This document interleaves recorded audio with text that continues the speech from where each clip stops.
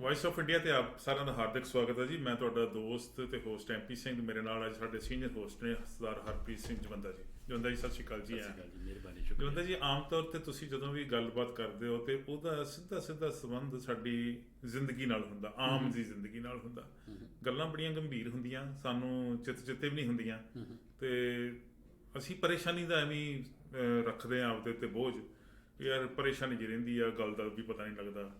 ਉਂਝ ਫਿਰ ਜਦੋਂ ਦੂਸਰਾ ਬੰਦਾ ਗੱਲ ਕਰਦਾ ਕਾਹਦੀ ਪਰੇਸ਼ਾਨੀ, ਕੰਮ ਤੋਂ ਕੋਈ ਪਰੇਸ਼ਾਨੀ, ਉਹ ਚਲੋ ਕੰਮ ਤੋਂ ਵੀ ਹੋ ਸਕਦੀ ਹੈ, ਘਰੋਂ ਕੋਈ ਪਰੇਸ਼ਾਨੀ, ਪਰ ਘਰ 'ਚ ਤਾਂ ਹੁੰਦਾ ਹੀ ਰਹਿੰਦਾ। ਮਤਲਬ ਸਾਰਾ ਕੁਛ ਆਲਾ ਦੁਆਲਾ ਜਿਹੜਾ ਤੁਹਾਡਾ ਘਰ ਪਰਿਵਾਰ ਕੰਮਕਾਰ ਸੁਸਾਇਟੀ ਆਲਾ ਦੁਆਲਾ ਸਾਰਾ ਕੁਛ ਹੀ ਇਸ ਤਰੀਕੇ ਦਾ ਉੱਥੇ ਤੁਹਾਡੇ ਦਿਮਾਗ 'ਤੇ ਉਹਦਾ ਬੋਝ ਹੁੰਦਾ। ਪ੍ਰਭਾਵ ਅਸਲ 'ਚ ਪਹਿਲਾਂ ਕਹਿਣਾ ਚਾਹੀਦਾ, ਪ੍ਰਭਾਵ ਤੋਂ ਬਾਅਦ ਫਿਰ ਹੌਲੀ ਹੌਲੀ ਉਹ ਬੋਝ ਵਾਲੇ ਪਾਸੇ ਨੂੰ ਵੀ ਚੱਲ ਜਾਂਦੀ ਗੱਲ। ਕਈ ਵਾਰੀ ਅਸੀਂ ਗਰੀਆਂ ਗੱਲਾਂ ਨੂੰ ਇੰਜੋਏ ਕਰਦੇ ਹਾਂ ਤੇ ਕਈ ਗੱਲਾਂ ਸਾਡੇ ਦਿਲ ਦਿਮਾਗ ਤੇ ਇੰਨੀਆਂ ਭਾਰੂ ਹੋ ਜਾਂਦੀਆਂ ਕਿ ਉਹ ਬੋਝ ਬਣ ਜਾਂਦਾ ਸਾਡੇ ਲਈ ਪਰੇਸ਼ਾਨੀਆਂ ਦਾ ਸਬੱਬ ਬਣ ਜਾਂਦਾ। ਇਹਦਾ ਕੀ ਹੋਣਾ ਚਾਹੀਦਾ, ਸੋਲਿਊਸ਼ਨ ਕੀ ਹੋਣਾ ਚਾਹੀਦਾ? ਪਹਿਲੀ ਗੱਲ ਤੇ ਪ੍ਰੋਬਲਮ ਦੀ ਜੜ ਕਿੱਥੇ, ਫਿਰ ਉਹਦਾ ਹੱਲ ਵੀ ਤੁਸੀਂ ਦੱਸਣਾ।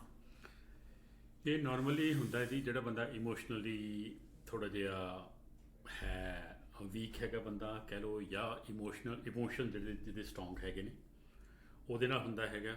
ਜਦੋਂ ਅਸੀਂ ਬਹੁਤ ਜ਼ਿਆਦਾ ਕਿਸੇ ਚੀਜ਼ ਦੇ ਨਾਲ, ਈਵੈਂਟ ਦੇ ਨਾਲ ਜਾਂ ਇੰਸੀਡੈਂਟ ਦੇ ਨਾਲ ਜਾਂ ਕਿਸੇ ਘਟਨਾਕ੍ਰਮ ਦੇ ਨਾਲ ਇਨਵੋਲਵ ਹੋ ਜਾਂਦੇ ਹਾਂ ਅਤੇ ਉਸ ਇਨਵੋਲਵਮੈਂਟ ਦਾ ਇੱਕ ਐਕਸਟੈਂਟ ਇੱਥੋਂ ਤੱਕ ਪਹੁੰਚ ਜਾਂਦਾ ਇਨਸਾਨ ਦਾ ਕਿ ਉੱਥੇ ਫਿਰ ਉਹਨੂੰ ਹਾਰ ਬਰਦਾਸ਼ਤ ਨਹੀਂ ਹੁੰਦੀ ਕਿ ਇਹ ਚੀਜ਼ ਮੇਰੇ ਮੁਤਾਬਿਕ ਇਹਦਾ ਐਂਡਅਪ ਹੋਣਾ ਚਾਹੀਦਾ।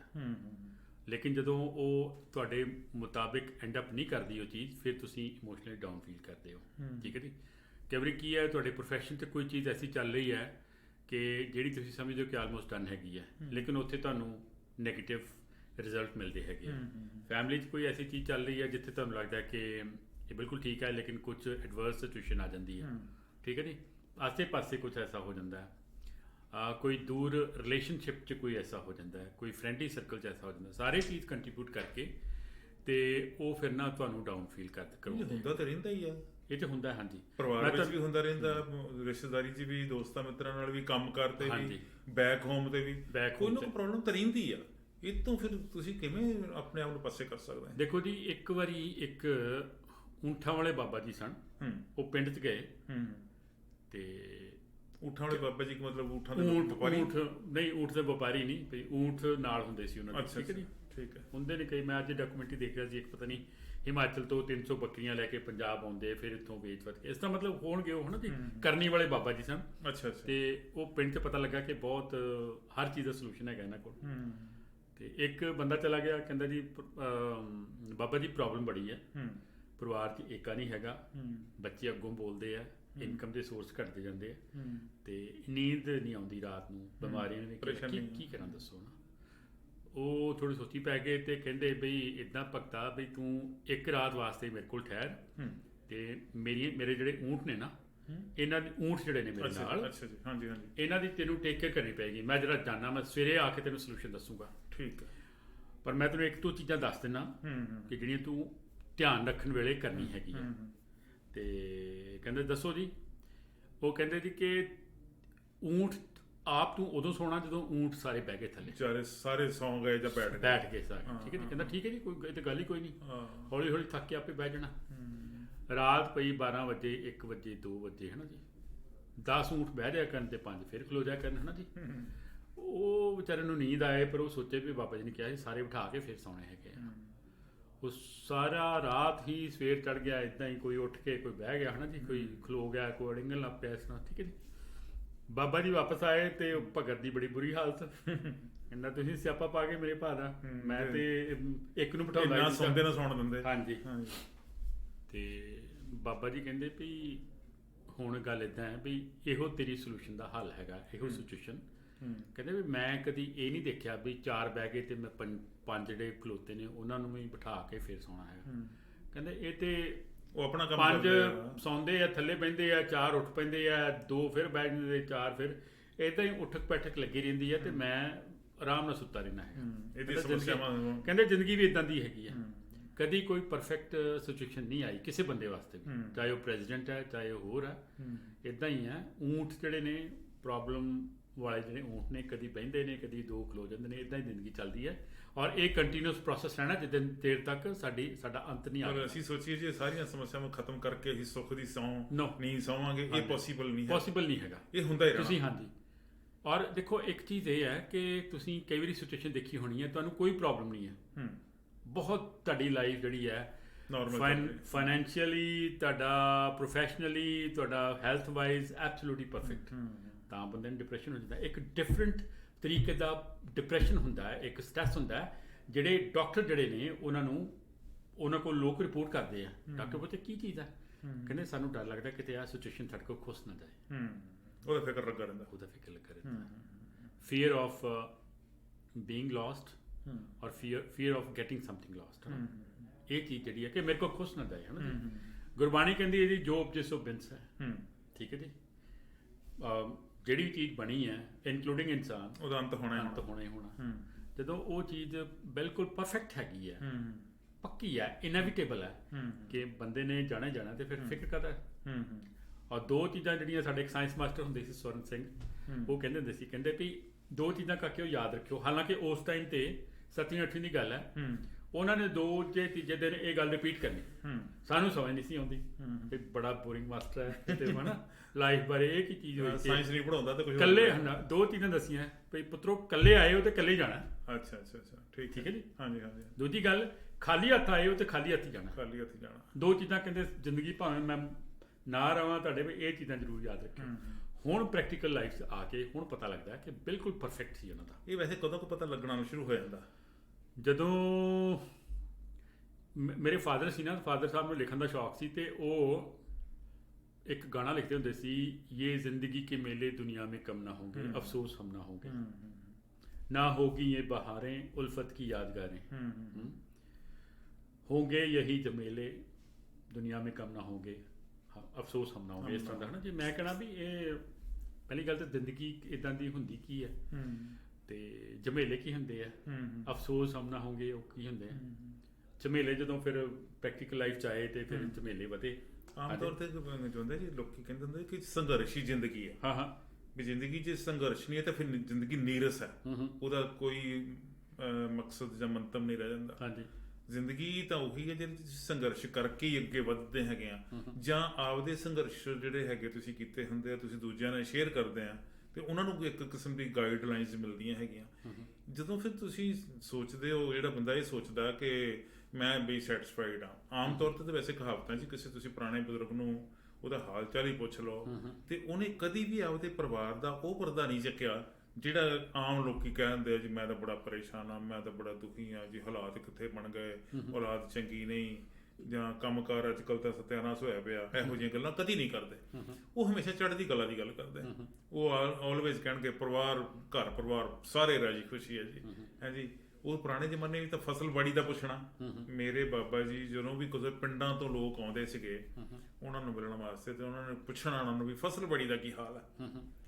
ਹੁਣ ਨੈਚੁਰਲੀ ਫਸਲ ਜਿਹੜੀ ਹੈ ਉਹ ਕਦੀ ਤਾਂ ਸੋਕਾ ਪੈ ਗਿਆ, ਕਦੀ ਮੀਂਹ ਪੈ ਗਿਆ, ਕਦੀ ਗੜੇ ਪੈ ਗਏ, ਕੋਈ ਨੁਕਸਾਨ ਹੋ ਗਿਆ, ਕਦੇ ਅੱਗ ਲੱਗ ਗਈ, ਕੋਈ ਨਾ ਕੋਈ ਪ੍ਰੋਬਲਮ ਤਾਂ ਹੁੰਦੀ ਹੈ।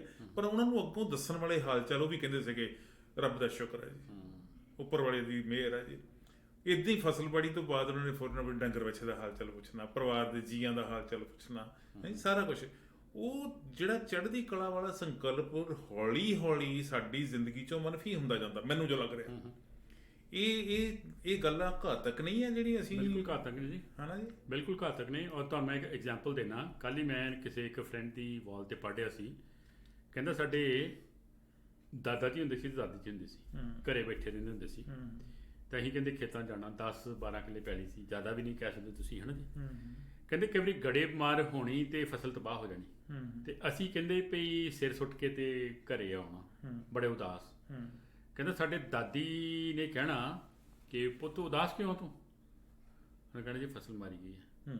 ਉਹਨੇ ਕਹਿਣਾ ਕਿ ਪੁੱਤ ਜੇ ਮਾਰੀ ਵੀ ਗਈ ਹੈ ਨਾ, 10 ਕਿੱਲੇ 10 ਏਕੜ ਆਪਣੀ ਪੈਲੀ 'ਚ ਖਲੋਤਾ ਤੂੰ ਬਾਦਸ਼ਾਹ ਲੱਗਦਾ, ਕੋਈ ਗੱਲ ਨਹੀਂ, ਅਗਲੀ ਵਾਰੀ ਹੋ ਜਾਏਗੀ।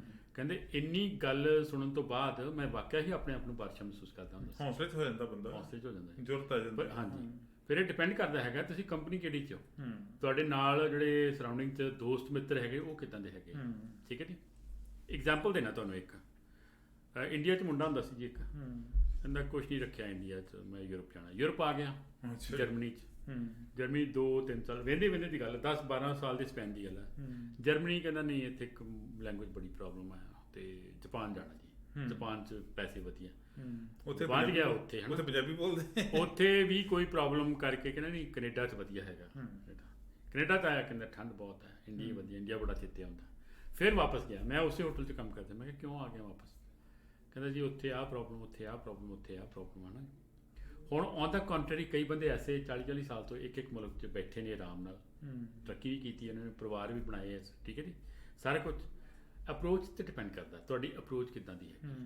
ਕੋਈ ਨੁਕਸਾਨ ਹੋ ਗਿਆ, ਕਈ ਐਸੇ ਵੀ ਬੰਦੇ ਹੈ ਨੇ, ਤੁਸੀਂ ਦੇਖੇ ਹੋਣੇ ਆਪਣੇ ਪਰਿਵਾਰ 'ਚ, ਕਿ ਘਿਓ ਦਾ ਘੜਾ ਵੀ ਡੁੱਲ ਜਾਏ ਤਾਂ ਉਹਨਾਂ ਕਹਿਣਾ ਕੋਈ ਗੱਲ ਨਹੀਂ, ਕੋਈ ਗੱਲ ਨਹੀਂ, ਇਟਸ ਓਕੇ, ਹੋ ਜਾਏਗਾ ਠੀਕ। ਕਈ ਛੋਟੀ ਗੱਲ ਤੇ ਕੱਪੜੇ ਬਾਹਰ ਹੋ ਜਾਂਦੇ। ਹੋ ਜਾ ਲੜਾਈ ਜਿਹੜੀ ਹੈ ਉਹ 2.5 ਫੁੱਟ ਹੁੰਦੀ ਹੈ ਜੀ। ਇੱਕ ਨੇ ਕਹੀ, ਦੂਜੇ ਨੇ ਮਾਨੀ, ਦੋਨੋਂ ਬ੍ਰਹਮ ਗਿਆਨੀ ਹਨ, ਇਹ ਕਹਿੰਦੇ ਹੁੰਦੇ ਸੀ। ਇੱਕ ਨੇ ਕਹੀ, ਦੂਜੇ ਨੇ ਕੰਟਰਾਡਿਕਟ ਕਰ ਦਿੱਤੀ, ਉੱਥੇ ਪ੍ਰੋਬਲਮ ਹੋ ਗਈ, ਪ੍ਰੋਬਲਮ ਅੱਗੇ ਚਲੀ ਗਈ, ਹੁਣ ਤੇ ਘੰਟਿਆਂ 'ਚ ਡਿਵੋਰਸ ਹੋ ਜਾਂਦੇ ਹੈਗੇ। ਇਹੋ ਰੀਜ਼ਨ ਹੈ ਜਿਵੇਂ ਜਿਹੜਾ ਆਪਾਂ ਗੱਲਬਾਤ ਕਰਦੇ ਹਾਂ, ਕਈ ਵਾਰੀ ਅਸੀਂ ਨਾ ਪੁਰਾਣੀਆਂ ਕਹਾਵਤਾਂ ਦਾ ਵੇਰਵਾ ਦਿੰਦੇ ਹਾਂ, ਪੁਰਾਣੀਆਂ ਕਹਾਣੀਆਂ ਦਾ ਹਵਾਲਾ ਦਿੰਦੇ ਹਾਂ, ਤੇ ਲੋਕ ਕਹਿੰਦੇ ਆ ਜੀ ਤੁਸੀਂ ਇੰਡੀਆ ਦੀਆਂ ਗੱਲਾਂ ਕਰਦੇ ਹੈਗੇ, ਇੱਥੋਂ ਦੀ ਗੱਲ ਕਰੋ ਕੋਈ। ਹੁਣ ਮੈਂ ਵੀ ਉਸ ਗੱਲ ਨੂੰ ਜਿਹੜੀ ਆਪਾਂ ਚਲਦੀ ਪਈ ਆ ਇਹਨੂੰ ਮੋੜਾ ਦਿੰਨਾ ਇੱਥੋਂ ਦੀ ਜ਼ਿੰਦਗੀ ਨਾਲ। ਇਹ ਜਿਹੜੀਆਂ ਸਾਰੀਆਂ ਗੱਲਾਂ ਆਪਾਂ ਕੀਤੀਆਂ ਜੀ, ਇਹ ਇਫੈਕਟਿਵ ਹੈਗੀਆਂ ਇੱਥੇ ਵੀ, ਕੈਨੇਡਾ ਵਿੱਚ ਵੀ ਇਫੈਕਟਿਵ ਹੈਗੀਆਂ, ਸਾਡੀ ਇੱਥੋਂ ਦੀ ਸੁਸਾਇਟੀ ਵਾਸਤੇ ਇਹ ਕਾਰਗਰ ਹੈਗੀਆਂ ਕਿ ਸਾਨੂੰ ਉਸ ਤਰੀਕੇ ਦੀ ਜ਼ਿੰਦਗੀ ਜਿਹੜੀ, ਜਾਂ ਪੁਰਾਣੀਆਂ ਜਿਹੜੀਆਂ ਕਹਾਣੀਆਂ ਜਾਂ ਪੁਰਾਣੀਆਂ ਕਹਾਵਤਾਂ ਜਾਂ ਪੁਰਾਣੇ ਜਿਹੜੇ ਇੱਦਾਂ ਦੇ ਬਜ਼ੁਰਗਾਂ ਦੀਆਂ ਜਿਹੜੀਆਂ ਗੱਲਾਂ ਹੈਗੀਆਂ, ਉਹ ਇੱਥੇ ਲਾਗੂ ਹੁੰਦੀਆਂ। ਬਿਲਕੁਲ ਹੁੰਦੀਆਂ ਜੀ। ਇਸ ਤੋਂ ਪਹਿਲਾਂ ਕਿ ਮੈਂ ਤੁਹਾਡੇ ਕੁਐਸਚਨ ਦਾ ਆਨਸਰ ਦਿਆਂ, ਮੈਂ ਇੱਕ ਚੀਜ਼ ਦੱਸਣਾ ਚਾਹੁੰਦਾ ਕਿ ਜਿਹੜੀ ਕਮਿਊਨਿਟੀ ਦੀ ਜਿਹੜਾ ਕਨਸੈਪਟ ਹੈ ਨਾ, ਉਹ ਇਸ ਬੇਸ 'ਤੇ ਚੱਲਦਾ ਹੈਗਾ ਕਿ ਜਿਹੜੀ ਪ੍ਰੈਜ਼ੈਂਟ ਜਨਰੇਸ਼ਨ ਹੈ ਉਹ ਅਤੀਤ ਅਤੇ ਫਿਊਚਰ ਦੀ ਜਨਰੇਸ਼ਨ ਦੇ ਵਿੱਚ ਇੱਕ ਗੈਪ ਦਾ ਕੰਮ ਕਰਦੀ ਹੈ। ਇੱਕ ਮਤਲਬ ਗੈਪ ਇਨ ਦਾ ਸੈਂਸ ਕਿ ਇੱਕ ਬ੍ਰਿਜ 'ਤੇ ਕੰਮ ਕਰਦੀ ਹੈ। ਜੋ ਅਤੀਤ ਵਿੱਚ ਹੋਇਆ ਉਹ ਪ੍ਰੈਜ਼ੈਂਟ ਜਿਹੜੀ ਜਨਰੇਸ਼ਨ ਹੈ ਉਹਨੇ ਫਿਊਚਰ ਵਾਲੀ ਨੂੰ ਦੱਸਣਾ ਹੁੰਦਾ ਹੈ, ਠੀਕ ਹੈ ਜੀ। ਹੁਣ ਮੈਂ ਤੁਹਾਡੇ ਕੁਐਸਚਨ 'ਤੇ ਆਉਣਾ ਕਿ ਜਿਹੜੇ ਇੰਡੀਆ ਦੀ ਚੀਜ਼ਾਂ ਹੈਗੀਆਂ ਨੇ, ਜੋ ਇੰਡੀਆ ਦਾ ਮਾਹੌਲ ਦੇਖਿਆ ਆਪਾਂ, ਰਹਿਣ ਸਹਿਣ ਦੇਖਿਆ, ਜੋ ਹੱਡੀ ਹੜਾ ਕੇ ਆਏ ਆਪਾਂ, ਉਹ ਅਗਲੀ ਜਨਰੇਸ਼ਨ ਨੂੰ, ਇੱਥੇ ਦੀ ਜਨਰੇਸ਼ਨ ਨੂੰ ਦੱਸਣਾ ਜ਼ਰੂਰੀ ਹੈ, ਬਹੁਤ ਜ਼ਰੂਰੀ ਹੈ। ਨਹੀਂ ਮੈਂ ਇਹ ਨਹੀਂ ਕਿਹਾ ਜ਼ਰੂਰੀ, ਮਤਲਬ ਇਫੈਕਟਿਵ ਹੈਗਾ, ਇਫੈਕਟਿਵ ਹੈਗਾ ਜੀ, ਇਫੈਕਟਿਵ ਹੈਗਾ। ਮੈਂ ਜਦੋਂ ਜੋ ਮੇਰੇ ਦਾਦਾ ਨਾਨੇ ਜਾਂ ਬਜ਼ੁਰਗ ਚਾਚੇ ਤਾਏ ਜੋ ਯੂਜ਼ ਕਰਦੇ ਸੀ ਟਰਮਸ, ਕੰਡੀਸ਼ਨ ਜਾਂ ਅਖਾਣ ਤੇ ਜਾਂ ਖੌਤਾਂ ਯੂਜ਼ ਕਰਦੇ, ਜਦੋਂ ਮੈਂ ਯੂਜ਼ ਕਰਦਾ ਨਾ ਆਪਣੀਆਂ ਕਹਾਣੀਆਂ ਦੇ ਵਿੱਚ, ਤੇ ਮੈਨੂੰ ਲੋਕੀ ਪੁੱਛਦੇ ਆ ਕਿ ਐਡੀ ਵਧੀਆ ਚੀਜ਼ ਤੁਹਾਨੂੰ ਮਿਲੇ ਕਿੱਥੋਂ, ਇੱਥੋਂ ਦੇ ਜਿਹੜੇ ਨਾ। ਮੈਂ ਕਿਹਾ ਮੇਰੇ ਦਾਦੇ ਤੇ ਨਾਨੇ ਤੇ ਬਾਕੀ ਚਾਚੇ ਚਾਚੇ ਯੂਜ਼ ਕਰਦੇ ਸੀ, ਉਹ ਕਰਦੇ ਹੁੰਦੇ ਸੀ, ਠੀਕ ਹੈ ਜੀ, ਉਹਨਾਂ ਨੂੰ ਵੀ ਕਿਤੋਂ ਮਿਲਿਆ ਹੋਏਗਾ, ਠੀਕ ਹੈ ਜੀ। ਜੇ ਆਪਾਂ ਕਹੀਏ ਜੀ ਕਿ ਜਿਹੜੀ ਇੱਥੇ ਜਨਰੇਸ਼ਨ ਹੈ ਉਹਨਾਂ 'ਤੇ ਇਹ ਇਫੈਕਟਿਵ ਨਹੀਂ ਹੈਗੀ ਜਾਂ ਉਹਨਾਂ 'ਤੇ ਐਪਲੀਕੇਬਲ ਹੀ ਨਹੀਂ ਹੈਗੀ, ਫਿਰ ਤੇ ਉਹ ਖਤਮ ਹੋ ਗਿਆ, ਫੁੱਲ ਸਟਾਪ ਲੱਗ ਗਿਆ। ਅੱਗੇ ਦੀ ਜਨਰੇਸ਼ਨ ਜਿਹੜੀ ਆਪਣਾ ਆਪ ਕ੍ਰੀਏਟ ਕਰੇਗੀ। ਤਾਂ ਤੁਸੀਂ ਆਪ ਕਈ ਫਿਲਾਸਫਰ ਤੇ ਦਾਨਿਸ਼ਵਰ ਕਹਿੰਦੇ ਆ ਕਿ ਜਦੋਂ ਕਿਸੇ ਜਨਰੇਸ਼ਨ ਦਾ ਅਤੀਤ ਨਾਲੋਂ ਆਪਾਂ ਰਿਲੇਸ਼ਨਸ਼ਿਪ ਤੋੜ ਦਿੰਦੇ ਆ ਤੇ ਸਮਝ ਲਓ ਕਿ ਉਹ ਇੱਕ ਕਿੱਲੇ ਪਟਾਈ ਮੱਝ ਵਰਗਾ ਹਾਲ ਹੋ ਜਾਂਦਾ ਉਹਦਾ। ਉਹਦਾ ਜੀ ਇੱਕ ਗੱਲ ਹੈ, ਜਦੋਂ ਤੁਸੀਂ ਪੁਰਾਣੀਆਂ ਕਹਾਵਤਾਂ ਦੀ ਗੱਲ ਕੀਤੀ, ਅਖੌਤਾਂ ਦੀ ਗੱਲ ਕੀਤੀ, ਅਖਾਣਾਂ ਦੀ ਗੱਲ ਕੀਤੀ, ਬਜ਼ੁਰਗਾਂ ਦੀਆਂ ਸਿਆਣੀਆਂ ਗੱਲਾਂ ਦੀ ਗੱਲ ਕੀਤੀ, ਉਦੋਂ ਬਜ਼ੁਰਗ ਪਿੰਡ ਦੀ ਸੱਥ ਵਿੱਚ ਬੈਠਦੇ ਸੀ, ਬੋਹੜ ਹੇਠਾਂ, ਪਿੱਪਲ ਹੇਠਾਂ ਬੈਠਦੇ ਸੀ, ਬੈਠ ਕੇ ਦੁੱਖ ਸੁੱਖ ਵੀ ਫੋਲਦੇ ਸੀ। ਪੁਰਾਣੀਆਂ ਕਹਾਣੀਆਂ ਜਿਹੜੀਆਂ ਉਹਨਾਂ ਨੂੰ ਵੀ ਪਤਾ ਸੀ, ਉਹਨਾਂ ਤੋਂ ਵੀ ਇੱਕ ਜਨਰੇਸ਼ਨ, 2 ਜਨਰੇਸ਼ਨ ਪਹਿਲਾਂ ਦੀਆਂ ਗੱਲਾਂ ਸੀਗੀਆਂ। ਜਿਵੇਂ ਤੁਸੀਂ ਊਠਾਂ ਵਾਲੇ ਬਾਬੇ ਦੀ ਗੱਲ ਦੱਸੀ ਹੈ, ਇਹ ਜੇ ਸੱਚੀ ਵੀ ਹੋਵੇ ਤਾਂ ਵੀ ਠੀਕ ਹੈ, ਜੇ ਕਹਾਣੀ ਹੈ ਤਾਂ ਵੀ ਬਹੁਤ ਵਧੀਆ, ਠੀਕ ਹੈ ਜੀ। ਔਰ ਉਦੋਂ ਤਾਂ ਉਹਨਾਂ ਕੋਲ ਇਹੋ ਜਿਹੇ ਹੀਲੇ ਵਸੀਲੇ ਸੀਗੇ, ਇੱਥੇ ਤਾਂ ਇੱਦਾਂ ਦੀ ਗੱਲ ਹੀ ਹੈ ਨਹੀਂ ਕੋਈ। ਇੱਥੇ ਜੇ ਕਿਸੇ ਦੇ ਘਰ ਆਉਣ ਜਾਣਾ ਨਾ ਜੀ, ਤੇ ਉਹਦਾ ਮਤਲਬ ਹੁੰਦਾ ਵੀ ਪ੍ਰਾਹੁਣੇ ਆਏ ਆ, ਵੀ ਦਾਰੂ ਦੀ ਬੋਤਲ ਖੋਲੋ, ਬੇਸਮੈਂਟ 'ਚ ਬੈਠਣਾ। ਜੇ ਕਿਸੇ ਤੁਸੀਂ ਕਹਿੰਦੇ ਵੀ ਅਸੀਂ ਤੁਹਾਡੇ ਵੱਲ ਆਉਣੇ ਆ, ਤਾਂ ਅਗਲਾ ਇਹੀ ਪ੍ਰਬੰਧ ਕਰਦਾ ਵੀ ਚਿਕਨ ਚੁਕਨ ਮੰਗਵਾ ਕੇ ਰੱਖੋ, ਅੱਜ ਸਾਡੇ ਮੇਰੇ ਫਲਾਣੇ ਰਿਸ਼ਤੇਦਾਰ ਨੇ ਆਉਣਾ ਜਾਂ ਦੋਸਤ ਮਿੱਤਰ ਨੇ ਆਉਣਾ। ਉਹ ਜਿਹੜੀਆਂ ਗੱਲਾਂ ਆਪਾਂ ਸੋਚਦੇ ਆ ਕਿ ਜ਼ਿੰਦਗੀ 'ਚ ਕੰਮ ਆਉਣ ਵਾਲੀਆਂ, ਉਹ ਤਾਂ ਹੁੰਦੀਆਂ ਹੀ ਨਹੀਂ। ਨਹੀਂ, ਠੀਕ ਹੈ ਤੁਹਾਡੀ ਗੱਲ ਜੀ। ਬਾਕੀ ਜਿਹੜਾ ਤੁਸੀਂ ਹੁਣੇ ਕਿਹਾ ਨਾ ਕਿ ਕੰਮ ਜਿਹੜੀਆਂ ਆਪਾਂ ਯੂਜ਼ ਕਰਦੇ ਹਾਂ, ਜੋ ਸਾਡੇ ਸਾਹਮਣੇ ਕਰਦੇ ਸੀ, ਉਹ ਪ੍ਰੈਜ਼ੈਂਟ ਲਾਈਫ 'ਚ ਕਦੇ ਯੂਜ਼ੇਬਲ ਨਹੀਂ ਹੁੰਦੀਆਂ। ਪਰ ਇਹ ਹੈ ਕਿ ਜਦੋਂ ਤੁਸੀਂ ਉਹਨਾਂ 'ਚ ਇੰਟਰਸਟ ਕ੍ਰੀਏਟ ਕਰ ਲੈਂਦੇ ਹੋ ਆਪਣਾ, ਬੜੀਆਂ ਹੀ ਮਜ਼ੇਦਾਰ ਹੁੰਦੀਆਂ, ਬੜਾ ਹੀ ਲੁਤਫ। ਉਹ ਤਾਂ ਇੱਕ ਮੈਂ ਤੁਹਾਡੇ ਨਾਲ 100% ਬੜਾ ਹੀ ਤੁਹਾਨੂੰ ਨਾ, ਤੁਸੀਂ ਚਾਹੇ ਹੁਣ ਮੈਂ ਜਦੋਂ ਦਾਤਰੀ ਦੀ ਗੱਲ ਕਰਦਾ ਕਿ ਮੈਂ ਦਾਤਰੀ ਆਪਣੇ ਜਦੋਂ ਸਟਾਲਾ ਵੜਦਾ ਹੁੰਦਾ ਸੀ ਵਿੱਚ ਲਗਾ ਦਿੰਦਾ ਸੀ। ਜਿਹੜੇ ਬੰਦੇ ਨੇ ਦਾਤਰੀ, ਸਟਾਲਾ, ਡੰਗਰ, ਬੱਚੇ, ਗੋਇਆ, ਜੋ ਸਾਰਾ ਸਿਸਟਮ ਹੁੰਦਾ ਨਹੀਂ ਵੇਖਿਆ, ਉਹਨੂੰ ਇਹ ਚੀਜ਼ਾਂ ਸਮਝ ਨਹੀਂ ਆਉਣੀਆਂ ਉਹਨੂੰ ਪਤਾ ਨਹੀਂ ਲੱਗਣਾ। ਉਹ ਫਿਰ ਪੂਰੀ ਉਹ ਅੰਡਰਸਟੈਂਡ ਕਰਨ ਵਾਸਤੇ ਵੀ ਦਾਤੀ ਕੀ ਹੁੰਦੀ ਹੈ, ਕਿੱਦਾਂ ਲੁਕਾਉਂਦੇ ਹੁੰਦੇ ਸੀ, ਤੁਹਾਨੂੰ ਪੂਰੀ ਸਿਚੁਏਸ਼ਨ ਐਕਸਪਲੇਨ ਕਰਨੀ ਪੈਂਦੀ ਹੈ। ਔਰ ਉਸ ਸਿਚੁਏਸ਼ਨ ਨੂੰ ਐਕਸਪਲੇਨ ਕਰਨ ਦਾ ਸਭ ਤੋਂ ਬੈਸਟ ਤਰੀਕਾ ਹੈ ਕਿ ਕੋਈ ਮਿੱਠੀ ਜਿਹੀ ਕਹਾਣੀ ਲੱਭੋ ਉਹਦੇ 'ਚ, ਜਿੱਦਾਂ ਐਂਡ ਸ਼ੁਰੂਆਤ ਤੇ ਮਿਡਲ ਜਿਹੜੀ ਹੈ ਉਹ ਮੇਲ ਖਾਂਦੀ ਹੋਵੇ, ਉਹ ਜਿਹੜੀ ਜਨਰੇਸ਼ਨ ਹੈ ਜਿਹਨੇ ਉਹ ਮਾਹੌਲ ਨਹੀਂ ਦੇਖਿਆ ਉਹ ਅੰਡਰਸਟੈਂਡ ਕਰਦੀ ਹੋਵੇ। ਠੀਕ ਹੈ ਜੀ, ਉਹਦੇ ਵਿੱਚ ਆ ਚੀਜ਼ਾਂ ਤੁਸੀਂ ਜੋੜ ਦਿਓ, ਆਪਣੇ ਆਪ ਉਹ ਆਪਣੇ ਕਲਚਰ ਦੇ ਨਾਲ ਜੁੜਨਗੇ। ਮੈਂ ਇੱਕ ਹੋਰ ਸਮਝਦਾ ਗੱਲ, ਹਾਂਜੀ, ਕਿ ਅਸਲ ਵਿੱਚ ਜੇ ਅਸੀਂ ਇਹ ਸਮਝਦੇ ਹਾਂ ਕਿ ਇਹਨਾਂ ਚੀਜ਼ਾਂ ਦੀ ਲੋੜ ਹੈ ਔਰ ਇਹ ਸਾਡੀ ਸੁਸਾਇਟੀ ਦਾ ਖੂਬਸੂਰਤ ਚਿਹਰਾ ਜਿਹੜਾ ਉਹਨੂੰ ਬਰਕਰਾਰ ਰੱਖ ਸਕਦੀਆਂ, ਤੇ ਫਿਰ ਮੈਨੂੰ ਲੱਗਦਾ ਕਿ ਸਾਡੀ ਜਿਹੜੀ ਜਨਰੇਸ਼ਨ ਅਸੀਂ ਆ, ਸਾਡਾ ਫਰਜ਼ ਬਣਦਾ ਕੋਈ ਜੇ ਅਸੀਂ ਹੁਣ ਕਮਿਊਨਿਟੀ ਸੈਂਟਰ 'ਚ ਸਾਡੇ ਬਜ਼ੁਰਗ ਵੱਡੇ ਜਾਂ ਸਾਡੀ ਉਮਰ ਦੇ ਹੀ ਲੋਕ ਜਿਹੜੇ ਕੋਈ ਹੋਰ ਵੱਡੀ ਜ਼ਿੰਮੇਵਾਰੀ ਨਹੀਂ ਹੈ, ਉਹ ਉੱਥੇ ਇਕੱਠੇ ਹੁੰਦੇ। ਜੇ ਉੱਥੇ ਇਕੱਠੇ ਹੋ ਕੇ ਤਾਸ਼ ਹੀ ਕੁੱਟੀ ਜਾਣਗੇ ਜਾਂ ਆਪਦੇ ਉਹ ਦਿਨ ਚੇਤੇ ਕਰੀ ਜਾਣਗੇ, ਉਹ ਜੀ ਉਹ ਪੰਜਾਬ ਸਰਕਾਰ ਨੇ ਉਹ ਸਰਕੂਲਰ ਜਾਰੀ ਕੀਤਾ ਸੀ, ਉਹ ਪੈਨਸ਼ਨ ਦਾ ਇਦਾਂ ਹੋ ਗਿਆ, ਉਹ ਗ੍ਰੇਡ ਨਹੀਂ ਵਧੇ, ਉਹ ਇਦਾਂ ਹੋ ਗਈ, ਮੇਰਾ ਸੀਨੀਅਰ ਹੁੰਦਾ ਸੀ ਉਹ ਬੜਾ ਕੌੜਾ ਸੀ, ਹਾਂਜੀ, ਇਹੋ ਜਿਹੀਆਂ ਗੱਲਾਂ ਜੇ ਕਰੀ ਜਾਣਗੇ ਤੇ ਸ਼ਾਇਦ ਮੈਨੂੰ ਲੱਗਦਾ ਕਿ ਉਹ ਸਿਰਫ ਟਾਈਮ ਪਾਸ ਹੀ ਕਰਦੇ ਆ, ਆਪਦਾ ਜ਼ਿੰਮੇਵਾਰੀ ਨਹੀਂ ਨਿਭਾ ਰਹੇ। ਜ਼ਿੰਮੇਵਾਰੀ ਨਿਭਾਉਣ ਦੇ ਲਈ ਮੈਂ ਕੀ ਸਮਝਦਾ ਕਿ ਪਹਿਲੀ ਗੱਲ ਤਾਂ ਉਹ ਆਪਦੇ ਪਰਿਵਾਰਾਂ ਦੇ ਵਿੱਚ ਜਿੱਥੇ ਆਏ ਹੋਏ ਆ, ਉਸ ਪਰਿਵਾਰ ਦੇ ਮਾਹੌਲ ਦੇ ਮੁਤਾਬਕ ਉਹਨਾਂ ਨੂੰ ਇਧਰਲੇ ਪਾਸੇ ਨੂੰ ਜੋੜਨ, ਜਿਹੜੇ ਜ਼ਿੰਦਗੀ ਦੇ ਬਹੁਤ ਅਮੀਰ ਖਜ਼ਾਨਾ ਉਹਨਾਂ ਨੂੰ ਪਿੱਛੋਂ ਮਿਲਿਆ, ਆਪਦੇ ਵੱਡਿਆਂ ਤੋਂ ਮਿਲਿਆ, ਉਹ ਆਪਦੀ ਅਗਲੀ ਜਨਰੇਸ਼ਨ ਨੂੰ ਵੀ ਦੇਣ। ਇੱਕ ਗੱਲ। ਦੂਜੀ, ਜੇ ਘਰੋਂ ਬਾਹਰ ਜਾਣਾ, ਕਮਿਊਨਿਟੀ ਸੈਂਟਰ 'ਚ ਜਾਣਾ, ਗੁਰਦੁਆਰੇ ਜਾਣਾ, ਕਿਤੇ ਹੋਰ ਜਗ੍ਹਾ ਇਕੱਠੇ ਹੁੰਦੇ ਬੰਦੇ ਜਿੱਥੇ ਚਾਰ ਬਹਿੰਦੇ ਆ, ਉੱਥੇ ਵੀ ਜਾ ਕੇ ਇਹ ਗੱਲਾਂ ਕੀਤੀਆਂ ਜਾਣ ਤੇ ਜਵਾਨੀ ਨੂੰ ਸੱਦਿਆ ਜਾਵੇ, ਇਨਵੋਲਵ ਕੀਤਾ ਜਾਵੇ।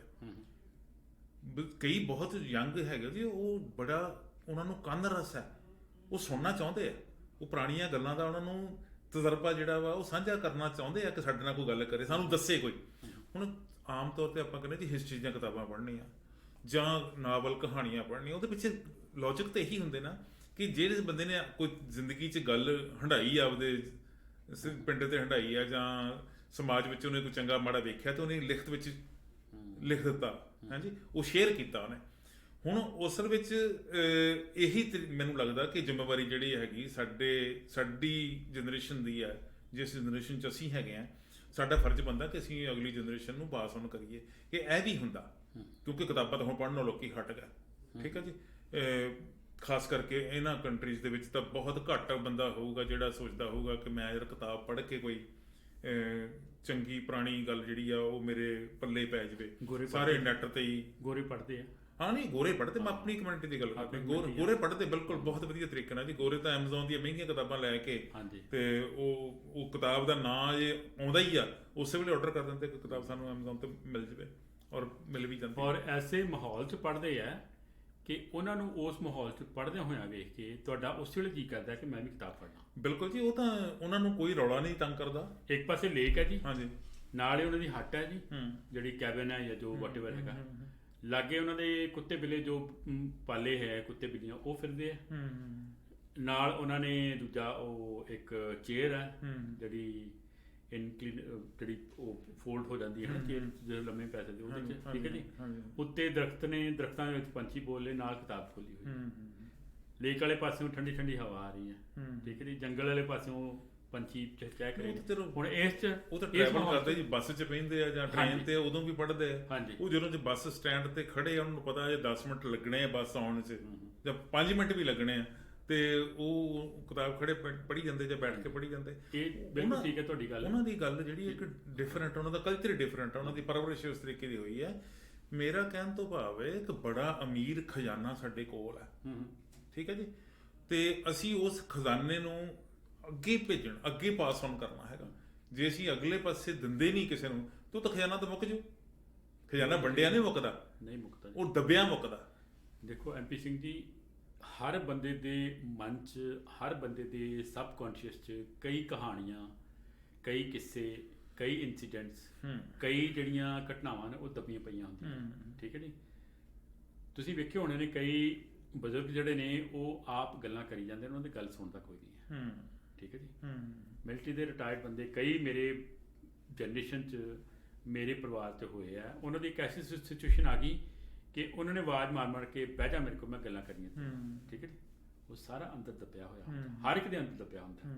ਫਰਜ਼ ਕੀ ਬਣਦਾ ਹੈਗਾ ਕਿ ਉਹਨੂੰ ਜੇ ਤੁਸੀਂ ਚੰਗੀ ਤਰ੍ਹਾਂ ਸਕਦੇ ਹੋ ਤਾਂ ਲਿਖੋ ਉਹਨਾਂ ਨੂੰ, ਠੀਕ ਹੈ ਨਹੀਂ। ਜੇ ਉਹਨਾਂ ਨੂੰ ਤੁਸੀਂ, ਤੁਹਾਡੇ 'ਚ ਬੋਲਣ ਦਾ ਆਰਟ ਹੈਗਾ, ਬੋਲ ਕੇ ਦੱਸੋ ਆਪਣੀ ਜਨਰੇਸ਼ਨ ਨੂੰ ਕਿੱਦਾਂ ਤੁਹਾਡੇ ਜਿਹੜੇ ਆਈਡੀਆਜ਼ ਹੈ ਪਿਛਲੀ ਜਨਰੇਸ਼ਨ ਦੇ ਉਹ ਇਫੈਕਟਿਵਲੀ ਅਗਲੇ ਜਨਰੇਸ਼ਨ ਨੂੰ ਟਰਾਂਸਮਿਟ ਕੀਤੇ ਜਾ ਸਕਦੇ ਆ। ਉਹ ਮੈਥਡ ਚੂਜ਼ ਕਰਨਾ, ਉਹ ਤਰੀਕਾ ਲੱਭਣਾ, ਉਹ ਤੁਹਾਡੀ ਜ਼ਿੰਮੇਵਾਰੀ ਹੈ, ਠੀਕ ਹੈ ਜੀ। ਹੁਣ ਤੁਸੀਂ ਕੁਐਸਚਨ ਪੁੱਛਿਆ ਸੀ ਲਾਸਟ ਟਾਈਮ ਜਦੋਂ ਕਲਮਾਂ ਦੇ ਕਾਫਲੇ 'ਚ ਤੁਸੀਂ ਮੈਨੂੰ ਬੁਲਾਇਆ ਸੀ ਇੱਕ ਵਾਰੀ ਕਿ ਤੁਸੀਂ ਕਹਾਣੀ ਛੋਟੀ ਕਿਉਂ ਲਿਖਦੇ ਹੋ, ਪੁੱਛਿਆ ਸੀ ਨਾ, ਛੋਟੀ ਕਹਾਣੀ ਦਾ ਕੀ ਪਰਪਸ ਹੈ। ਮੈਂ ਇੱਥੋਂ ਜਾਣ ਤੋਂ ਬਾਅਦ ਸੋਚਿਆ, ਮੈਂ ਕਿਹਾ ਵੀ ਸ਼ਾਇਦ ਮੈਂ ਪ੍ਰੋਪਰਲੀ ਜਵਾਬ ਨਹੀਂ ਦੇ ਸਕਿਆ ਉਸ ਚੀਜ਼ ਦਾ, ਪਰ ਪ੍ਰੋਪਰ ਜਵਾਬ ਪਤਾ ਕੀ ਸੀ ਕਿ ਇੱਕ ਚੀਜ਼ ਨੂੰ ਤੁਸੀਂ 100 ਪੰਨਿਆਂ 'ਚ ਵੀ ਐਕਸਪਲੇਨ ਕਰ ਸਕਦੇ ਹੋ, ਠੀਕ ਹੈ ਜੀ। ਦੂਜੀ ਚੀਜ਼ ਜਿਹੜੀ ਹੈ ਉਹਨੂੰ ਤੁਸੀਂ ਅੱਧੇ ਪੇਜ 'ਤੇ ਵੀ ਸਮ ਅਪ ਕਰ ਸਕਦੇ ਹੋ, ਠੀਕ ਹੈ ਜੀ। ਹੁਣ ਕੀ ਹੈ ਕਿ ਜਨਰੇਸ਼ਨ ਕੋਲ ਟਾਈਮ ਕਿੰਨਾ ਹੈਗਾ, ਜਨਰੇਸ਼ਨ ਦੇਖਦੀ, ਠੀਕ ਹੈ। ਸਭ ਤੋਂ ਪਹਿਲਾਂ ਜਦੋਂ ਤੁਸੀਂ ਕੋਈ ਅਪਲੋਡ ਕਰਦੇ ਹੋ ਤੇ ਮੈਂ ਕਈ ਲੋਕਾਂ ਨੂੰ ਪੁੱਛਦਾ ਵੀ ਤੁਸੀਂ ਕੀ ਚੀਜ਼ ਦੇਖਦੇ ਹੋ, ਕਹਿੰਦੇ ਅਸੀਂ ਲੈਂਥ ਵੇਖਦੇ ਵੀ ਕਿੰਨਾ ਕੁ ਲੰਮਾ ਹੈਗਾ। ਟੂ ਬੀ ਵੈਰੀ, ਸਾਡੇ ਕੋਲ ਟਾਈਮ ਹੈਗਾ ਕਿ ਨਹੀਂ, ਹਾਂਜੀ, ਅੱਛਾ ਛੋਟਾ ਹੈ, ਚਲ ਛੋਟਾ ਤੇ ਅਸੀਂ ਫਟਾਫਟ ਪੜ੍ਹ ਜਾਓ, ਪੜ੍ਹ ਲੈਣਾ ਹੈ ਨਾ ਜੀ। ਤੇ ਇਹ ਚੀਜ਼ ਹੈ ਕਿ ਜੇ ਬਹੁਤ ਵੱਡੀ ਚੀਜ਼ ਨੂੰ ਛੋਟਾ ਸਮ ਅਪ ਕਰਕੇ ਤੁਸੀਂ ਕਰਨ ਦੀ ਕਪੈਸਿਟੀ ਰੱਖਦੇ ਹੋ ਤਾਂ ਜ਼ਰੂਰ ਕਰਨਾ ਚਾਹੀਦਾ। ਬਾਕੀ ਹਰ ਚੀਜ਼, ਮੈਨੂੰ ਇੱਕ ਵਾਰੀ ਪੁੱਛਿਆ ਸੀ ਕਿ ਕਹਾਣੀਆਂ ਤੁਹਾਡੇ ਮਨ 'ਚ ਆਉਂਦੀਆਂ ਕਿੱਦਾਂ ਨੇ, ਮੈਂ ਕਿਹਾ ਹਰ ਇੱਕ ਦੇ ਮਨ 'ਚ ਆਉਂਦੀਆਂ ਹੈ, ਹਰ ਇੱਕ ਦੇ ਮਨ 'ਚ। ਜਦੋਂ ਤੁਸੀਂ ਇੱਕ ਚੀਜ਼ ਲਿਖਣ ਦੀ ਆਦਤ ਪਾ ਲਓ ਨਾ, ਫਿਰ ਤੁਹਾਨੂੰ ਲੱਗਦਾ ਵੀ ਤੁਹਾਡੇ ਆਸੇ-ਪਾਸੇ ਕਹਾਣੀਆਂ ਤਿਤਲੀਆਂ ਵਾਂਗੂ ਤੁਰੀਆਂ ਫਿਰਦੀਆਂ ਨੇ। ਇੱਕ ਕੰਮਾਂ ਦਾ ਫੜੋ ਤੇ ਉਹਨੂੰ ਅੱਖਰ ਬਣਾ ਕੇ ਆਪਣੇ ਪੇਪਰ 'ਚ ਲਿਖ ਦਿਓ, ਠੀਕ ਹੈ ਜੀ। ਸੋ ਇਹ ਚੀਜ਼ ਹੈ, ਮੈਥਡ ਕਿਹੜਾ ਹੈਗਾ, ਤਰੀਕਾ ਕਿਹੜਾ ਹੈਗਾ, ਆਡੀਅנס ਕਿੱਦਾਂ ਸਿਲੈਕਟ ਕਰਨੀ ਹੈਗੀ ਆ, ਉਹ ਤੁਹਾਨੂੰ ਆਪਣੇ ਆਪ ਕਾਮਨ ਸੈਂਸ ਨਾਲ ਚੁਣਨੀ ਪੈਣੀ ਆ, ਔਰ ਇਹ ਸੌਖਾ ਪ੍ਰੋਸੈਸ ਨਹੀਂ ਹੈ। ਤੁਸੀਂ ਆਪਦੀ ਜ਼ਿੰਮੇਵਾਰੀ ਨਿਭਾ ਰਹੇ ਹੋ ਜੀ, ਮੈਂ ਚਾਹੁੰਦਾ ਕਿ ਬਾਕੀ ਜ਼ਿੰਮੇਵਾਰੀ ਕਿੱਦਾਂ ਨਿਭਾਉਣ, ਉਹਨਾਂ ਨੂੰ ਸੰਦੇਸ਼ ਦਿਓ। ਇਹ ਜਿਹੜੀ ਸਮੱਸਿਆ ਜਿਹੜੀ ਹੈ ਨਾ ਜੀ, ਕਿ ਅਸੀਂ ਆਪਣੇ ਅਤੀਤ ਨਾਲੋਂ ਟੁੱਟਦੇ ਜਾ ਰਹੇ ਹਾਂ, ਆਪਣੇ ਵਿਰਸੇ ਨਾਲੋਂ ਟੁੱਟਦੇ ਜਾ ਰਹੇ ਹਾਂ, ਔਰ ਮਣਾ ਮੂੰਹ ਭਾਰ ਚੱਕੀ ਬੈਠੇ ਆ, ਬੋਝ, ਉਹ ਬੋਝ ਜਿਹੜੀ ਲੋੜ ਨਹੀਂ ਚੱਕਣ ਦੀ ਸੀਗੀ, ਉਹ ਤੋਂ ਛੁਟਕਾਰਾ ਕਿਵੇਂ ਪਾਈਏ? ਛੁਟਕਾਰਾ ਇੱਦਾਂ ਹੀ ਹੈ ਜੀ ਕਿ 24 ਘੰਟੇ ਮੇਰੇ ਕੋਲ ਹੈ, 24 ਘੰਟੇ ਤੁਹਾਡੇ ਕੋਲ ਆ। ਫਿਗਰ ਆਊਟ ਕਰੋ ਵੀ ਕਿਹੜਾ ਟਾਈਮ ਆਪਾਂ ਬਚਾ ਸਕਦੇ ਹਾਂ। ਹੁਣ ਦੇਖੋ, ਪ੍ਰਾਇਓਰਿਟੀਜ਼ ਦਾ ਹੁੰਦਾ ਸਾਰਾ ਚੱਕਰ। ਤੁਸੀਂ ਵਾਸ਼ਰੂਮ ਜਾਂਦੇ ਹੈਗੇ ਹੋ, ਸ਼ਾਵਰ ਲੈਂਦੇ ਹੈਗੇ, ਰੋਟੀ ਖਾਂਦੇ ਹੋ, ਉਹਦੇ ਵਾਸਤੇ ਟਾਈਮ ਕੱਢ ਦਿਓ, ਤੁਸੀਂ ਕੱਢ ਦਿਓ ਕਿ ਨਹੀਂ? ਤੁਸੀਂ ਦੂਜੇ ਵਾਸਤੇ ਹੁੰਦਾ ਜੀ ਮੇਰੇ ਕੋਲ ਟਾਈਮ ਹੈ ਨਹੀਂ ਹੈ, ਟਾਈਮ ਦੀ ਬਹੁਤ ਸ਼ਾਰਟੇਜ ਹੈ, ਠੀਕ ਹੈ ਜੀ। ਅਗਰ ਤੁਸੀਂ ਪ੍ਰਾਇਓਰਟਾਈਜ਼ ਕਰ ਲਓ ਕਿਸੇ ਕੰਮ ਨੂੰ ਵੀ ਇਹ ਕੰਮ ਮੈਂ ਭਾਵੇਂ ਜੋ ਮਰਜ਼ੀ ਹੋ ਜਾਏ, ਘਿਓ ਦਾ ਘੜਾ ਡੁੱਲ ਜੇ, ਮੈਂ ਕਰਨਾ ਹੈਗਾ। ਹੁਣ ਮੇਰਾ ਹੈ ਕਿ ਰੀਅਲ ਸਟੇਟ ਏਜੰਟ ਹੈਗਾ, ਪਰਿਵਾਰ ਦਾ ਜਿਹੜਾ ਰੋਜੀ ਰੋਟੀ ਸਾਰੀ ਉਹਦੇ 'ਤੇ ਚੱਲਦੀ ਹੈ, ਲੇਕਿਨ ਮੈਂ ਇੱਕ ਪ੍ਰਾਇਓਰਟਾਈਜ਼ ਕੀਤਾ ਹੋਇਆ ਕਿ ਸ਼ਾਮ ਨੂੰ 2 ਘੰਟੇ ਮੈਂ ਲਾਉਣੇ ਇਹਦੇ 'ਚ, ਠੀਕ ਹੈ ਜੀ। ਸ਼ਾਮ ਨੂੰ 2 ਘੰਟੇ ਮੈਂ ਬੋਤਲ ਖੋਲ ਕੇ ਵੀ ਬਹਿ ਸਕਦਾ ਹੈਗਾ। ਸ਼ਾਮ ਨੂੰ 2 ਘੰਟੇ ਜਿਹੜੇ ਮੈਂ ਉਹ ਟੀਵੀ 'ਤੇ ਕੋਈ ਵਧੀਆ ਪ੍ਰੋਗਰਾਮ ਕਹਿੰਦੇ ਆਉਂਦੇ ਹੈਗੇ ਆ, ਉਹ ਵੀ ਵੇਖ ਸਕਦਾ ਹੈਗਾ, ਹੋਰ ਵੀ ਕੰਮ ਕਰ ਸਕਦਾ। ਲੇਕਿਨ ਮੈਨੂੰ ਇਹ ਹੈ ਮੇਰੀ ਜ਼ਿੰਮੇਵਾਰੀ, ਜਦੋਂ ਮੈਂ ਲਿਖਣਾ ਸ਼ੁਰੂ ਕੀਤਾ ਸੀ, ਮੈਂ ਐਜ਼ ਐਕਸਪੈਰੀਮੈਂਟ ਸ਼ੁਰੂ ਕੀਤਾ ਸੀ, ਫਿਰ ਮੈਨੂੰ ਸ਼ੌਕ ਪੈ ਗਿਆ ਜਦੋਂ ਲੋਕਾਂ ਨੇ ਲਾਈਕ ਕਰਨਾ ਸ਼ੁਰੂ ਕਰਤਾ। ਹੁਣ ਜੇ ਮੈਂ 2 ਦਿਨ ਜਾਂ 3 ਦਿਨ ਨਹੀਂ ਲਿਖਦਾ ਤਾਂ ਮੈਨੂੰ ਲੋਕ ਇਨਬੌਕਸ ਕਰਕੇ ਗੁਜ਼ਾਰਾ ਸਾਹਿਬ ਆ ਯੂ ਓਕੇ, ਤੁਹਾਡੀ ਆਇਆ ਨਹੀਂ ਕੁਝ ਪੜ੍ਹਨਾ, ਇਹਦੇ ਵੇਟ ਕਰਦੇ ਪਏ। ਹੁਣ ਮੈਨੂੰ ਲੱਗਦਾ ਹੈ ਕਿ ਜਿਹੜਾ ਇੱਕ ਐਕਸਪੈਰੀਮੈਂਟ ਸੀ ਸ਼ੁਰੂ 'ਚ, ਬਾਅਦ ਸ਼ੌਕ ਬਣਿਆ, ਹੁਣ ਉਹ ਲੋੜ ਬਣ ਗਈ ਹੈ। ਬੜੀ ਮਿਹਰਬਾਨੀ ਤੁਹਾਡੀ, ਤੁਸੀਂ ਬੜੇ ਗੁੰਝਲਦਾਰ ਸਬਜੈਕਟ 'ਤੇ ਆਪਾਂ ਅੱਜ ਗੱਲ ਕੀਤੀ ਹੈਗੀ ਆ। ਇਹ ਜਿਹੜਾ ਬੋਝ ਮੈਂ ਦੱਸਿਆ, ਮਾਨਸਿਕ ਬੋਝ ਜਿਹੜਾ ਹੈਗਾ ਸਾਰਿਆਂ 'ਤੇ ਹੀ ਹੈਗਾ। ਕੋਈ ਉਹਨੂੰ ਐਕਸਪਲੇਨ ਕਰਦਾ, ਕੋਈ ਨਹੀਂ ਕਰਦਾ, ਕੋਈ ਉਹਦਾ ਹੱਲ ਲੱਭ ਲੈਂਦਾ, ਕੋਈ ਕੋਸ਼ਿਸ਼ ਕਰਦਾ ਤੇ ਕੋਈ ਕੋਸ਼ਿਸ਼ ਨਹੀਂ ਕਰਦਾ। ਜਿਹੜੇ ਨਹੀਂ ਕਰਦੇ ਉਹਨਾਂ ਵਾਸਤੇ ਬੜੀ ਦਿੱਕਤ ਆਉਂਦੀ ਹੈ, ਦਿੱਕਤ ਆਊਗੀ। ਇਹਦੀ ਪਹਿਲਾਂ ਤਾਂ ਆਇਡੈਂਟੀਫਾਈ ਕਰਨਾ ਚਾਹੀਦਾ ਕਿ ਪ੍ਰੋਬਲਮ ਹੈ ਕੀ ਹੈ, ਫਿਰ ਉਹਦਾ ਸੋਲੂਸ਼ਨ ਵੀ ਲੱਭਣਾ ਚਾਹੀਦਾ। ਘਰ ਪਰਿਵਾਰ ਨੂੰ ਨਹੀਂ ਛੱਡਿਆ ਜਾ ਸਕਦਾ, ਨਹੀਂ ਛੱਡਣਾ ਚਾਹੀਦਾ। ਗੁਰੂਆਂ ਨੇ ਗ੍ਰਸਤੀ ਜੀਵਨ ਦੇ ਵਿੱਚ ਰਹਿ ਕੇ ਦੁਨੀਆ ਨੂੰ ਜਿਹੜਾ ਹੈਗਾ ਉਹ ਉਹਨਾਂ ਦੇ ਪਰਉਪਕਾਰ ਕੀਤਾ, ਉਹਨਾਂ ਨੂੰ ਸਹੀ ਸੰਦੇਸ਼ ਦਿੱਤਾ, ਸਹੀ ਰਾਹ ਦੱਸਿਆ। ਤੇ ਜੇ ਅਸੀਂ ਕਹੀਏ ਜੇ ਅਸੀਂ ਘਰ ਪਰਿਵਾਰ ਦੇ ਵਿੱਚ ਆਹ ਜ਼ਿੰਮੇਵਾਰੀਆਂ ਜਦੋਂ ਸਾਡੀਆਂ ਨਜਿੱਠੀਆਂ ਗਈਆਂ, ਫਿਰ ਅਸੀਂ ਆਹ ਕੰਮ ਕਰਾਂਗੇ, ਇਹ ਨਾਲੋਂ ਨਾਲ ਹੀ ਕਰਨਾ ਪੈਣਾ। ਪਰਿਵਾਰਕ ਤੌਰ 'ਤੇ ਸਾਨੂੰ ਇਸ ਮਾਮਲੇ ਵਿੱਚ ਸਾਡੀ ਜ਼ਿੰਮੇਵਾਰੀ ਤੋਂ ਅਸੀਂ ਭੱਜ ਨਹੀਂ ਸਕਦੇ। ਜੇ ਅਸੀਂ ਨੌਕਰੀ ਪੇਸ਼ਾ ਕਰਦੇ ਹਾਂ, ਕੰਮ ਕਾਰ ਕਰਦੇ ਹਾਂ, ਕੋਈ ਹੋਰ ਇੱਦਾਂ ਦਾ ਹੈਗਾ ਸਾਡਾ ਰੁਝੇਵਾਂ ਆ, ਇਹ ਨਾਲੋਂ ਨਾਲ ਹੀ ਕਰਨਾ ਪੈਣਾ। ਜੇ ਅਸੀਂ ਆਪਣੇ ਮਾਪਿਆਂ ਦੀ ਜਿਹੜੀ ਹੈਗੀ ਗੱਲ ਜਾਂ ਆਪਣੇ ਬੱਚਿਆਂ ਦੀ ਗੱਲ ਜਿਹੜੀ ਹੈਗੀ ਆ, ਅਸੀਂ ਸੋਚੀਏ ਵੀ ਬੱਚਿਆਂ ਵੱਲ ਧਿਆਨ ਦੇਵਾਂਗੇ, ਥੋੜ੍ਹੇ ਜਿਹੇ ਪੈਸੇ ਇਕੱਠੇ ਕਰ ਲਈਏ ਕਿ ਇੰਡੀਆ ਜਾਣਾ, ਤੇ ਉਸ ਤੋਂ ਬਾਅਦ ਫਿਰ ਬੱਚਿਆਂ ਵੱਲ ਆਪਾਂ ਧਿਆਨ ਦੇਣਾ, ਫੋਕਸ ਹੀ ਸਾਰਾ ਉੱਧਰ ਕਰ ਦੇਣਾ, ਇਹ ਨਹੀਂ ਹੋਣਾ ਕਦੇ ਵੀ। ਠੀਕ ਹੈ ਜੀ, ਇਹ ਸਾਰਾ ਕੁਝ ਨਾਲ ਨਾਲ ਚੱਲਣਾ ਜੀ। ਕੀ ਅਖੀਰ ਵਿੱਚ ਸੰਦੇਸ਼ ਦੇਣਾ ਚਾਹੁੰਦੇ ਹੋ ਮੇਰੇ ਵਰਗੇ ਬੰਦਿਆਂ ਨੂੰ? ਸੰਦੇਸ਼ ਮਹਾਰਾਜ ਜੀ, ਤਾਂ ਤੁਸੀਂ ਹੁਣ ਤੁਹਾਡੇ ਵਰਗੇ ਬੰਦੇ ਨੂੰ ਇੱਕ ਸੰਦੇਸ਼ ਦੇਣਾ ਨਹੀਂ ਬਹੁਤ ਜ਼ਰੂਰੀ ਹੈ। ਸੂਰਜ ਨੂੰ ਦੀਵਾ ਵਿਖਾਉਣ ਦੇ ਬਰਾਬਰ ਹੈ ਜੀ। ਤੁਸੀਂ ਮੇਰੇ ਲਈ ਬਹੁਤ ਜ਼ਰੂਰੀ ਹੈਗੇ। ਪਰ ਮੈਂ ਇੰਨੀ ਚੀਜ਼ ਕਹੂੰਗਾ ਕਿ ਉਹ ਸਾਇੰਸ ਵਾਲੇ ਮਾਸਟਰ ਜਿਹਦਾ ਮੈਂ ਹੁਣ ਜੋ ਸਮਝਦਾ ਵੀ ਬਹੁਤ ਜ਼ਰੂਰੀ ਮੈਸੇਜ ਜਿਹੜਾ ਅਸੀਂ ਬਚਪਨ 'ਚ ਸੁਣਾਉਂਦੇ ਹੁੰਦੇ ਵੀ ਇਕੱਲੇ ਆਏ ਹੋ ਇਕੱਲੇ ਹੀ ਜਾਣਾ ਤੁਸੀਂ। ਔਰ ਜੇ ਇਕੱਲੇ ਜਾਣਾ ਤੁਸੀਂ, ਜੇ ਤੁਹਾਨੂੰ ਭੁੱਖ ਲੱਗੀ ਹੈ ਤਾਂ ਰੋਟੀ ਖਾਓ ਪ੍ਰੋਪਰ, ਠੀਕ ਹੈ ਜੀ। ਕਿਉਂਕਿ ਜੇ ਤੁਸੀਂ ਇਹ ਸੋਚੋ ਕਿ ਮੈਂ ਬਚਾ ਲਾਂ ਆਪਣੇ ਬੱਚਿਆਂ ਵਾਸਤੇ, ਬੱਚਿਆਂ ਨੇ ਤੁਹਾਨੂੰ ਹਸਪੀਟਲ ਲੈ ਜਾਣਗੇ ਉਹ, ਲੇਕਿਨ ਤੁਹਾਡੀ ਉਹ ਬਿਮਾਰੀ ਨਹੀਂ ਟੇਕ ਓਵਰ ਕਰ ਸਕਦੇ। ਨਾ ਹੀ ਤੁਸੀਂ ਚਾਹੋਗੇ ਕਿ ਮੇਰੀ ਬਿਮਾਰੀ ਜਿਹੜੀ ਬੱਚਿਆਂ ਨੂੰ ਲੱਗੇ। ਦੂਸਰੀ ਇਹ ਚੀਜ਼ ਹੈ ਕਿ ਜਨੂਨ ਜਿਹੜਾ, ਨੈਸੈਸਿਟੀ ਠੀਕ ਹੈ ਜੀ ਪੈਸੇ ਦੀ, ਲੇਕਿਨ ਜਨੂਨ ਨਾ ਬਣਾਓ ਉਸ, ਠੀਕ ਹੈ ਜੀ। ਕਿਉਂਕਿ ਲੋੜ ਮੁਤਾਬਕ ਤਾਂ ਚਾਹੀਦਾ। ਅਲਟੀਮੇਟਲੀ ਕਈ ਜਿਹੜੇ ਕਰੋੜਾਂ ਅਰਬਾਂਪਤੀ ਹੈਗੇ, ਜਿਹੜੇ ਬਿਲੀਅਨਸ ਕਮਾਉਂਦੇ ਹੁੰਦੇ ਸੀ, ਜਿਮ ਲੈਰੀ ਕਰਕੇ ਸੀ, ਪਤਾ ਨਹੀਂ ਅੱਜ ਜਿਹੜਾ ਉਹ ਹੋਸਟ ਸੀ, ਹਾਂਜੀ ਹਾਂਜੀ, ਉਹ ਵੀ ਚਲਾ ਗਿਆ 84 ਸਾਲ, ਹਾਂਜੀ ਹਾਂਜੀ, ਠੀਕ ਹੈ ਜੀ। ਸੋ ਇਹ ਅਲਟੀਮੇਟਲੀ ਇਹ ਜਾਣਾ ਹੈ ਤੇ ਇਹਨੂੰ ਇੱਕ ਇੱਕ ਪਲ ਨੂੰ ਇੰਜੋਏ ਕਰੋ ਜੀ, ਠੀਕ ਹੈ ਜੀ। ਜਿੱਥੇ ਲੜਾਈ ਟਾਲੀ ਜਾ ਸਕਦੀ ਹੈ ਟਾਲੋ ਉਹਨੂੰ। ਇੱਕ ਬਜ਼ੁਰਗ ਸੀ ਤੇ ਉਹ ਪੋਤਰੇ ਦਾ ਡਿਵੋਰਸ ਹੋ ਗਿਆ, ਠੀਕ ਹੈ ਜੀ। ਅਦਾਲਤ 'ਚ ਬੈਠਾ ਆਪਣੀ ਵਾਰੀ ਦੀ, ਦਾਦੇ ਨੂੰ ਕਹਿੰਦਾ, ਦਾਦੇ ਤੁਸੀਂ 60 ਸਾਲ ਕਿੱਦਾਂ ਇਕੱਠੇ ਕੱਢ ਲਏ? ਹਾਂਜੀ। ਤੇ ਕਹਿੰਦੇ ਪੁੱਤਰਾ ਸਾਡੇ ਵੇਲੇ ਛੋਟੀ ਛੋਟੀ ਚੀਜ਼ ਜਿਹੜੀ ਹੈ ਡਸਟਬਿਨ 'ਚ ਸੁੱਟਣ ਦਾ ਰਿਵਾਜ ਸੀ, ਇਗਨੋਰ ਕਰ ਦਿੰਦੇ ਸੀ। ਸਾਡੇ 'ਚ ਮਾੜਾ ਮੋਟੀ ਚੀਜ਼ ਜਿਹੜੀ ਹੈ ਨਾ ਫਟ ਜਾਂਦੀ ਸੀ ਤੇ ਉਹਨੂੰ ਸੀ ਲੈਂਦੇ ਸੀ, ਤੇ ਜਿਹੜਾ ਛੋਟਾ ਮੋਟਾ ਜਿਹੜਾ ਗੁੱਸਾ ਸੀ ਉਹਨੂੰ ਪੀ ਲੈਂਦੇ ਸੀ। ਪੀ ਲੈਣਾ ਤੇ ਸੀ ਲੈਣਾ, ਇਹੋ ਹੀ। ਮਿਹਰਬਾਨੀ, ਤੁਸੀਂ ਇੰਨੀਆਂ ਪਿਆਰੀਆਂ ਗੱਲਾਂ ਸ਼ੇਅਰ ਕੀਤੀਆਂ ਜੀ। Thank you very much.